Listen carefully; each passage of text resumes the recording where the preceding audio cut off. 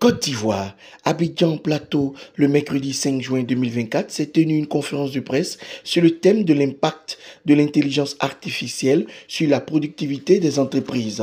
Cette conférence portait sur les résultats de l'étude des approches de l'intelligence artificielle ancrées dans les sciences psychologiques et cognitives appliquées sur la gestion des ressources humaines dans le contexte organisationnel.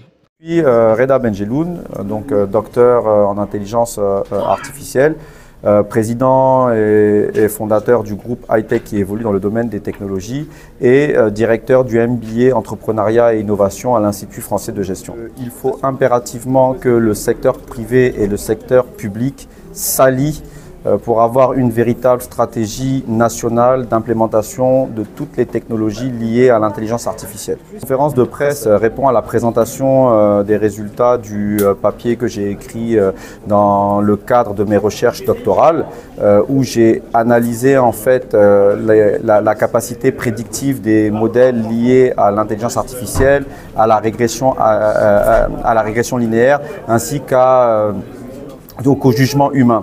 Donc l'idée, in fine, c'était de comparer est-ce qu'une intelligence artificielle pouvait permettre d'améliorer la productivité d'une entreprise comparativement à la méthode traditionnelle qui est l'utilisation en fait d'un être humain pour prendre la décision. La disruption actuelle et l'évolution qu'il y a autour des technologies liées à l'IA peuvent aider la Côte d'Ivoire et l'Afrique en général déjà à résorber le gap en termes d'éducation parce que énormément d'outils vont être développés qui permettront en fait de partager le savoir et la connaissance au niveau des enfants pour qu'ils puissent grandir et appréhender leur éducation d'une manière beaucoup plus pointue. Ça, c'est le premier point. Mais le deuxième point aussi qui est très intéressant et qu'il faut impérativement adresser, c'est que on doit revoir tout le système éducatif qu'on a.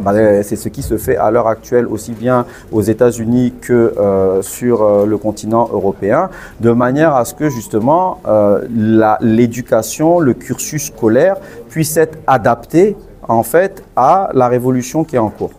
Comme je l'ai dit, la bonne nouvelle, et ça c'est quelque chose à retenir, c'est que le secteur public et donc mon ministère de tutelle, qui est le ministère de l'économie numérique, a beaucoup investi en ressources du secteur privé qui a rejoint le secteur public et ils ont créé en fait cette division qui est la division de l'innovation et des startups. Donc c'est quelque chose qui est quand même relativement intéressant.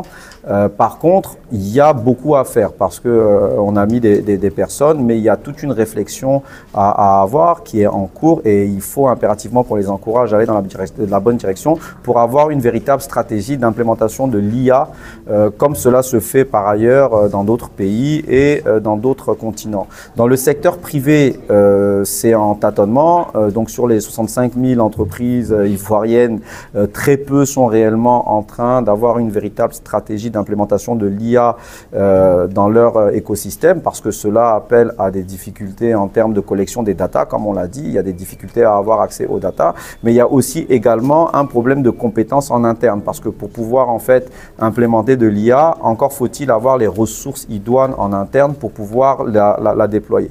Donc il y a beaucoup à faire. Et d'ailleurs, c'est le sujet de la discussion qu'on a eue aujourd'hui et la volonté et la nécessité que nous devons tous avoir d'aller dans cette direction. Parce qu'un chiffre clé que j'ai partagé, c'est qu'aujourd'hui, il faut comprendre qu'une entreprise qui implémente de l'IA a un gain de productivité de 25%. Donc ça, c'est énormément de recherches qui tournent autour de cela. Et mieux encore, en termes d'amélioration de la bottom line, la profitabilité, les entreprises qui implémentent en fait des technologies liées à l'IA améliorent à peu près de 15% leur profitabilité. Donc si dans le concert des nations, nous voulons avoir des entreprises qui gagnent, on doit les encourager en fait à implémenter le plus rapidement possible les solutions liées à l'IA.